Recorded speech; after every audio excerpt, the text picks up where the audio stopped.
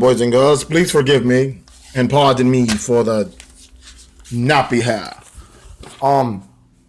I found out that Ava Storie watched my video about her, and my excitement was so through the roof that it occurred to me that I forgot to review Victory Road. So I will be reviewing Victory Road right now.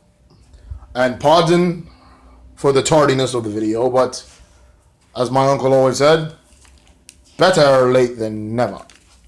So here we go. It kicked off with Trevor Lee defending the X Division Championship against the Canadian Destroyer P.T. Williams. Now what I don't get is I'm glad that Caleb Conley's being used and that he signed with GFW, but he has no character, and I think I'd rather have him be Suicide again. These boys, neither one of them have character. At least the Helms Dynasty was the Carolina boys. These two together have none. But Conley gets ejected from ringside, but Lee wins and cheats and wins. Cheats to win, there we go. That's the term I was looking for. So yes, that happened. And then we had ourselves a knockout tag team match. 6-man knockout tag match.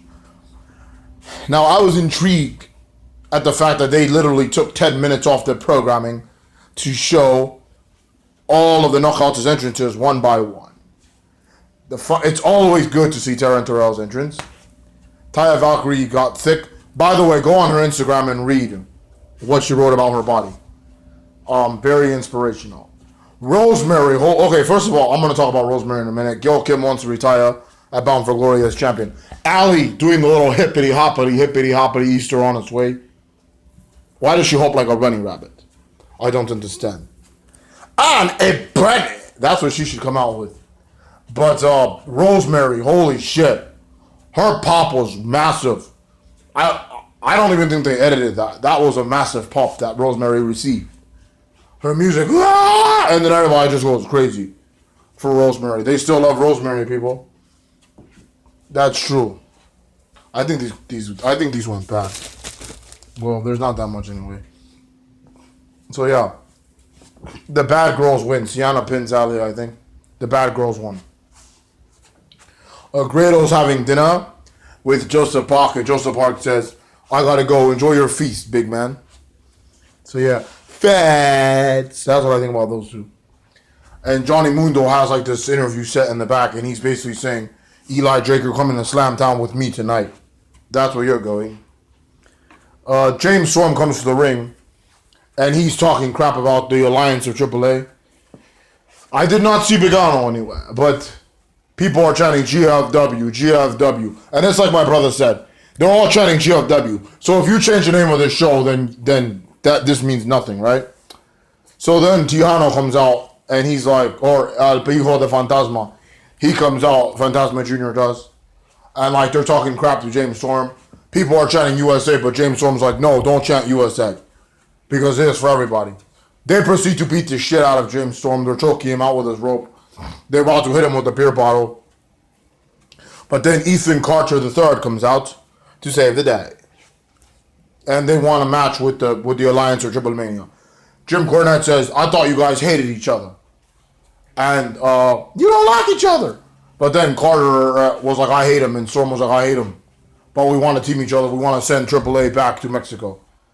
So they're going to do a match next week. I love the alliance of AAA, but I want to see Pagano. Even though Fantasma Jr. and Tejano are good too. They picked the right guys from that Fed to come over. Next we had one of the matches of the night, the Tag Team Championship. The Ovaries versus Conan's LAX. I love how Conan in the beginning said, I called them the Ovaries. Why? And Diamante said, because they're nothing but a bunch of pussies.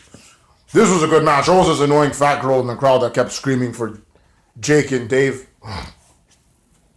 A really good spot ended where they knocked Santana off the top rope, and then one of them did like this cartwheel kick on Ortiz, and the other one pinned him.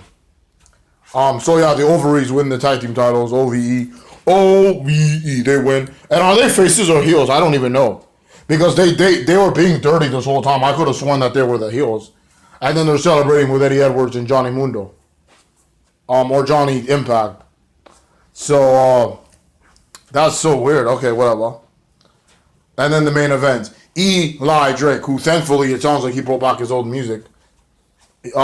Chris Adonis is wearing a suit. I don't know why. I think he got ejected from ringside too. Versus Johnny Impact. Good match. This match was 40 minutes by my clock. 40 minutes. Before I get into this match, I want to rant about something.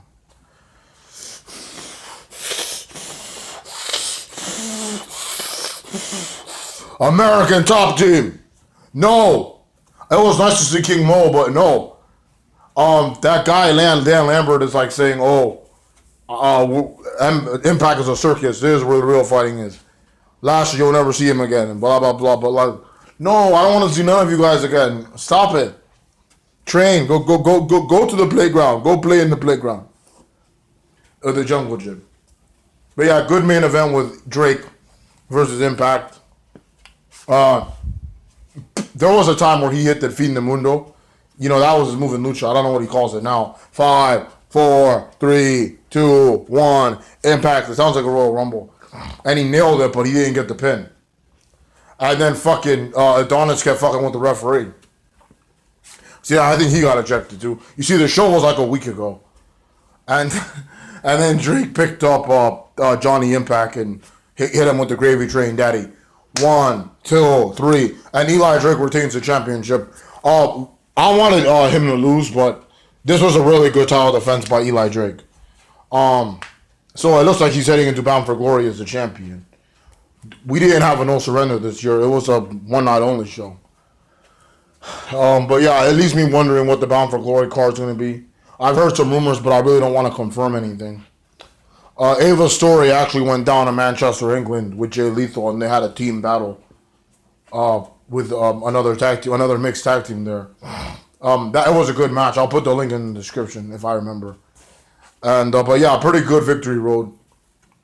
It was a really good card, and it didn't disappoint. The only thing I didn't really care for was, I don't know why they have to do segments like James Storm and AAA in the middle of big specials like this. They did them all the time back in the day, and I really don't know why they had to have like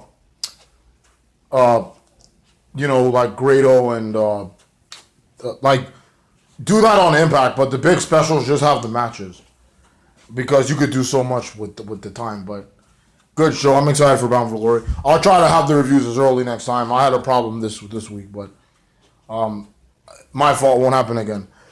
Anyway, thanks for watching. Bound for Glory is literally a month away. Bound for Glory last year feels like yesterday, and it was an awesome show. It was over a year ago, but it was phenomenal. So this one in Canada should be really good. And yeah, I can't wait to see what happens at Bound for Glory. And I can't wait to hear what the card's going to be. Deuces, everybody. Peace out.